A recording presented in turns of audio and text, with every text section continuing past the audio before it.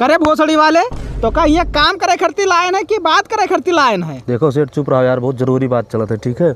हाँ बाबू। अरे फोन एक दुनिया से निकल के इंसान एक दुनिया में आओ। चला जाओ सेठ, ना तो अब जोन ना बनी जोन बनाए देवे।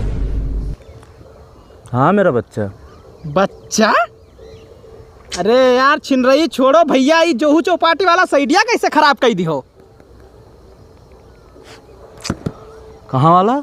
जोहू चौपाटी वाला सैडिया। अरे एक नंबर काम कर क्या आने सेठ, पहले जाके देखो वका। काम ना झांट के आए हुए हुआ कार के टकवा कहा था कि पूरा कम हुए खराब हो गया, एक पैसा ना दिए। इससे कैसे कम हुआ खराब है कि नहुआ हमार बताओ चाहिए कटफोरे पूरा पैसा वैसे दे देते, बात कराओ चाहिए हमार।